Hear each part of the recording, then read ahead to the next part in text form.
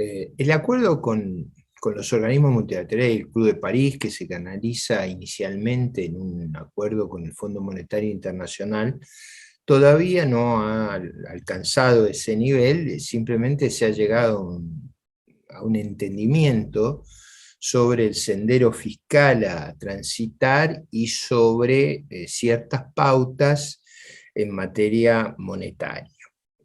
Eh, Ahí yo quisiera primero señalar que obviamente para el país es muy importante llegar a un acuerdo.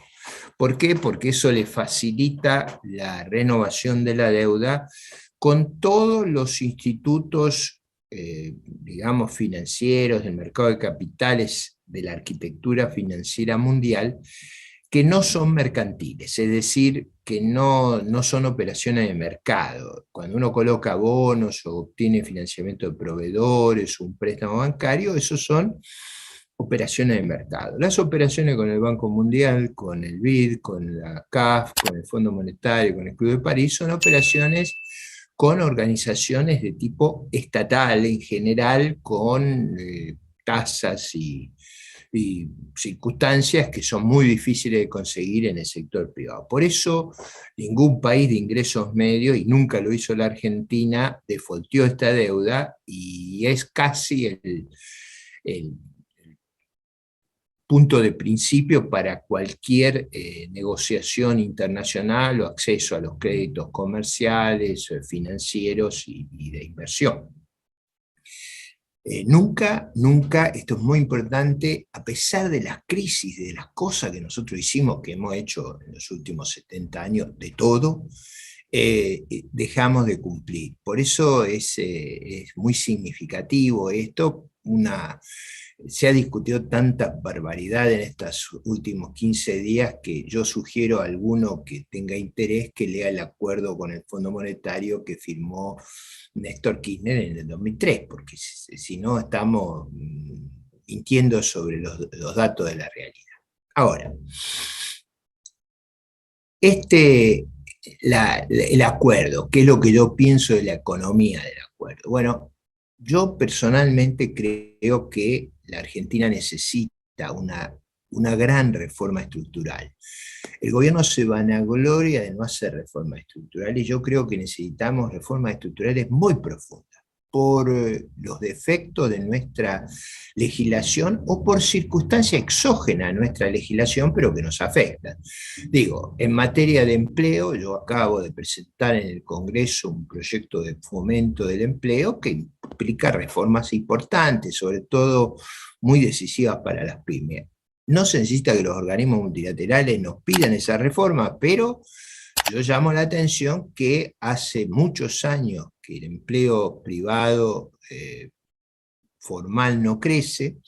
Los últimos 10 años cayó como 200.000 personas y el empleo público 800.000. Por ese camino no se está ahogando la capacidad productiva de Argentina y por eso estamos estancados hace muchos años. También tenemos reformas que hacer en las empresas públicas. Tenemos empresas que no producen nada, que no venden nada y que nos cuestan una fortuna.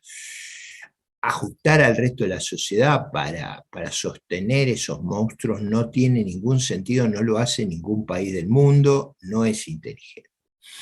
Veamos un fenómeno exógeno, el envejecimiento. Todos los países, debido a las mejoras en las medicinas, en el estilo de vida, la expectativa de vida se ha alargado y se ha alargado casi 10 años en los últimos 60, 70 años. En esas condiciones, los sistemas previsionales que son de reparto, es decir, lo paga la generación viva a las generaciones anteriores, la deuda está implícita en el sistema estatal, al revés de los sistemas de capitalización donde la deuda es explícita, necesitan una adecuación entre los años que uno va a estar retirado y los años que uno aportó, si no el sistema quiebra. En ese sentido, un caso interesante para seguir es Uruguay, donde el presidente ha nombrado una comisión de grandes expertos del país y del exterior que ha producido un informe formidable sobre las necesidades de reforma del sistema previsional uruguayo, que es mucho más racional que el nuestro. Entonces, Aún ellos creen que tienen que hacer una reforma que lógicamente ni en Argentina, ni en Uruguay, ni en ningún país del mundo es fácil de hacer. Pero yo creo que la necesitamos para que no haya injusticia de gente que aportó toda la vida, que contribuyó para sostenerse en la vejez, sea tratada de igual manera que gente que nunca contribuyó. Eso a mí me parece una enorme injusticia. Y también para que haya una viabilidad. Si uno contribuye 30 años, no puede esperar que se pueda sostener 30 años en la vejez y contribuyó el 10-11%. No hay cálculo actuarial que haga sostenible ese mecanismo. En general, las relaciones son 4-1, eran 4-1 cuando uno tenía esperanza de vida de 70, 71 años. En general, uno tenía relaciones de 30, 35 años de trabajo contra 5 o 6 de jubilación. Ahí el sistema era muy solvente. Por eso tiene que ser atendido.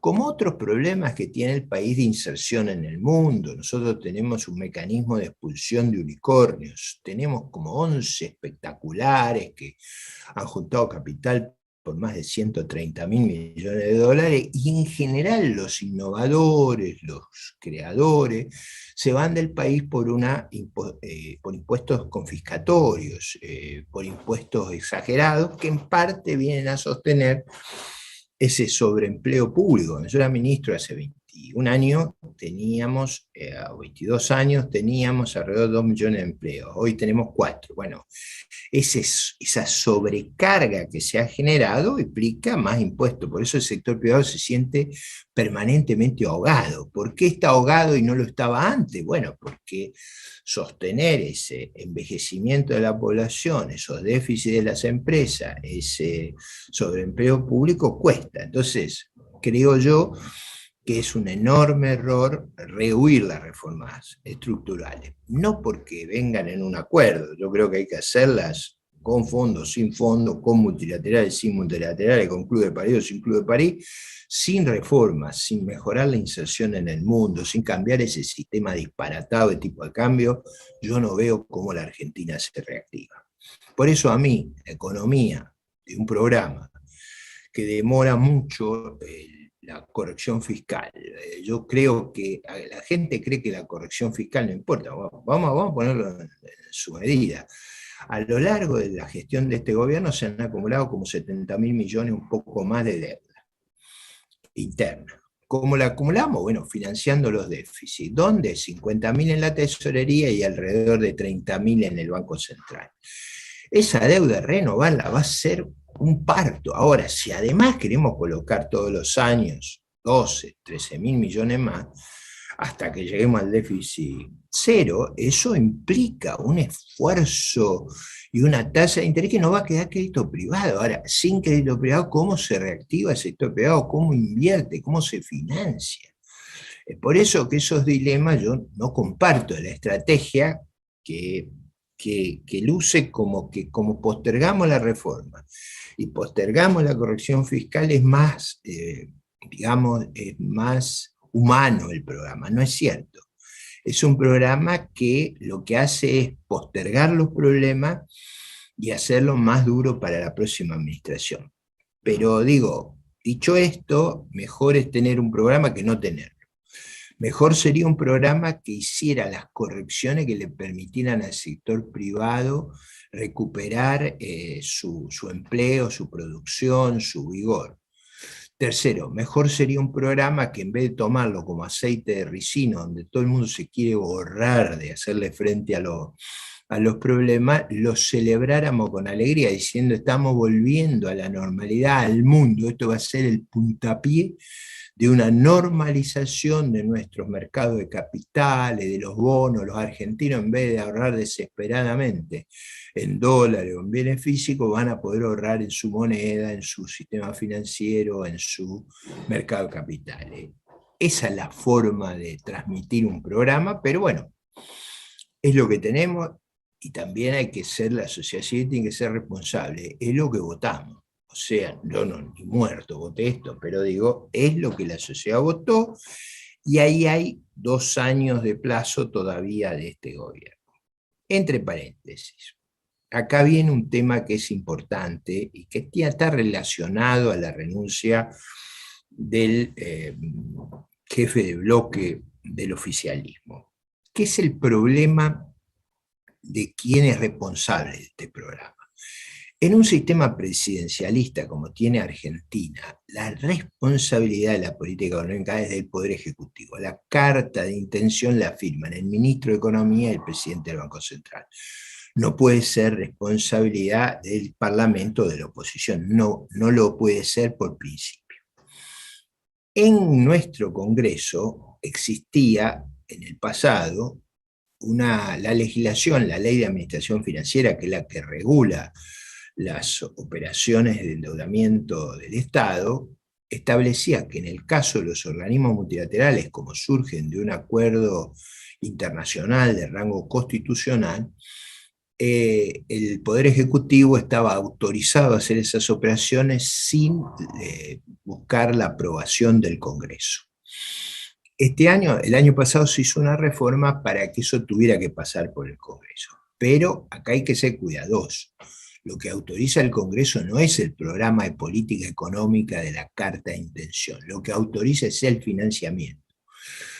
En realidad, el líder, en mi opinión, esto es una presunción, pero es muy fuerte la presunción, el líder de la bancada oficialista lo que ha tratado, como algunos de sus colegas, de convertirse, de quedarse en el gobierno, formar parte del gobierno y ser al mismo tiempo la oposición. Es decir, el oficialismo sueña con ser gobierno y oposición y anular uno de los mecanismos que tiene nuestra Constitución, la República, para lidiar con una gestión que no sea, digamos, aprobada por la ciudadanía. O sea, el mecanismo es que haya una oposición que pueda reemplazar al gobierno luego de la elección presidencial.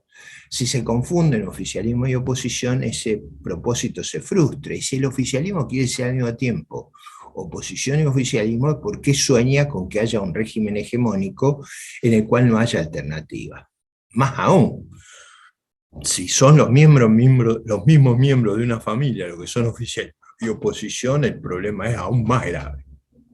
Entonces, cuidado con estos juegos donde teóricamente me quedo en el gobierno, en la coalición de gobierno, pero estoy en la oposición, estoy en el gobierno, eso no se puede. Es un asunto hasta lógico y desgraciadamente, a pesar de ser tan obvio, forma parte de los dilemas de la Argentina, pero me parecía bien esta pregunta para aclarar, no solo los temas del acuerdo con los organismos multilaterales y el Club de París, sino también a veces las actitudes políticas que en el fondo implican que uno no está dispuesto a explicar y hacerse cargo de la gestión de gobierno. Porque acá se demoraron 2 años para llegar a un acuerdo. Hemos perdido enormemente en esos 2 años, porque generamos una enorme incertidumbre sobre lo que acá iba a pasar, brechas enormes, todo eso frustra la producción.